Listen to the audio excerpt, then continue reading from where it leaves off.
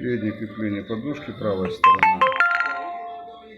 Все тут сгнило, пришлось вот вырезать все, заточить, обчистить.